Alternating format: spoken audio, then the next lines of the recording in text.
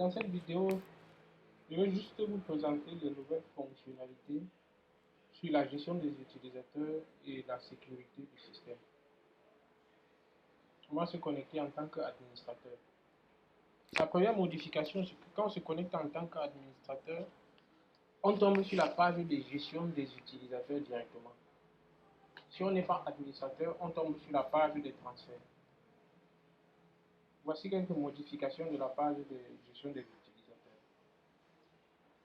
Nous avons quelques colonnes qui ont été ajoutées, que je vais expliquer tout à l'heure. Nous avons le bouton des actions. Il y a beaucoup d'autres actions qui ont été ajoutées. Pour le tableau, on a ici actif. Si c'est coché, c'est que l'utilisateur est actif, c'est qu'il peut se connecter. Si c'est décoché, c'est que l'utilisateur est désactivé. Par exemple, je vais désactiver un utilisateur. Je fais autre action ici, désactiver l'utilisateur. Désactivation de l'utilisateur réussie. Ça désactive l'utilisateur. Donc, on peut voir comme ça un utilisateur désactivé. Ici, c'est le rôle de l'utilisateur, la description. Ici, ça c'est la sécurité de l'appareil. Une fonction de sécurité qu'on a mis, c'est que si quelqu'un se connecte avec un appareil, s'il change d'appareil, automatiquement,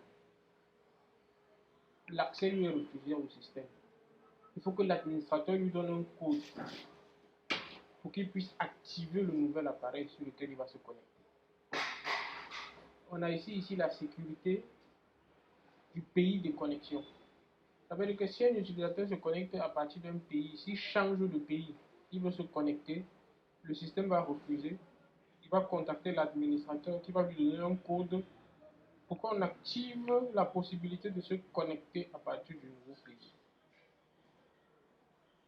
Ici, les colonnes qui suivent, on dit appareil autorisé. Ici, par exemple, cet utilisateur, l'appareil sur lequel il est autorisé à se connecter, c'est un desktop Apple, un Mac, version 10, sur le navigateur Firefox. Ça veut dire que s'il se connecte à partir d'un autre appareil, la connexion lui sera refusée. Nous avons ici le dernier appareil. Ça veut dire l'appareil avec lequel il a tenté de se connecter pour la dernière fois. Si les deux appareils sont différents, ça veut dire qu'il n'a pas pu se connecter parce que l'appareil avec lequel il a tenté de se connecter, un téléphone Samsung Galaxy A6 Plus, est différent de l'appareil qui est autorisé à se connecter. Ici, on a le pays à partir duquel on est autorisé à se connecter. Ici, on voit que l'utilisateur est autorisé à se connecter à partir de la Côte d'Ivoire. Le dernier pays à partir duquel il s'est connecté, c'est la Côte d'Ivoire. Ici, on a le bouton d'action qui permet de modifier. Quand on clique dessus, on modifie les informations sur l'utilisateur, toutes ces informations. On revient. Maintenant, sur le bouton d'action, autres actions, on a activé l'utilisateur qui permet d'activer un utilisateur. Mais cette fois-ci, l'utilisateur ne s'active pas automatiquement. Ça génère un code. Le code est donné à l'utilisateur. C'est l'utilisateur en tentant de se connecter. Il met le bon code et puis ça l'active automatiquement.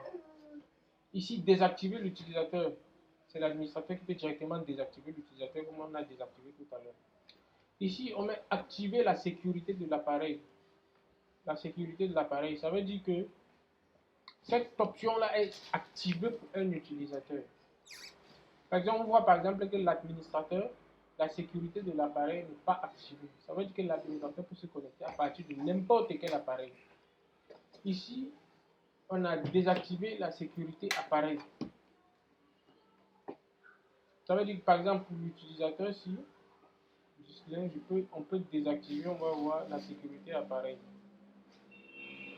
Désactiver, ok. On voit que le cadenas s'ouvre. Ça veut dire que Sécurité appareil désactivé pour cet utilisateur. Ça veut dire qu'il peut se connecter à partir de n'importe quel appareil. Ordinateur, téléphone, tablette, n'importe quel appareil. Ici, on dit autoriser dernier appareil. Si l'utilisateur change d'appareil, ça va le bloquer. Il faut que l'administrateur autorise et puis ça génère un code, on donne à l'utilisateur, il met ce code avant de pouvoir accéder au système. Ici, on a activé la sécurité du pays. Ça veut dire que le pays de connexion de l'utilisateur est bloqué. Si on désactive, ça veut dire que l'utilisateur peut se connecter à partir de n'importe quel pays. Si on désactive ici, si on active, ça veut dire que l'utilisateur n'a pas le droit de se connecter à partir de n'importe quel pays. S'il change de pays, il faudra qu'on l'active en générant un code qu'on lui donne pour lui donner accès au système. Ici, on dit autoriser le dernier pays. Si par exemple il s'est connecté à partir des États-Unis, ça l'a bloqué, on peut autoriser à ce qu'il se connecte de là-bas. L'autorisation génère plutôt un code qu'on lui donne. Quand il va se connecter, ça va automatiquement activer ce pays comme pays autorisé. Donc ça, c'est toutes ces options-là, c'est les options de sécurité qui ont été ajoutées à l'appareil, au système. Maintenant, on va essayer. Déjà pour l'utilisateur, peut-être Gislaine, on va activer la sécurité de l'appareil. On va activer la sécurité de l'appareil. Ça veut dire que... Voilà. Maintenant ici, on voit que le dernier appareil sur lequel il a essayé de se connecter, c'est un smartphone Samsung Galaxy A6.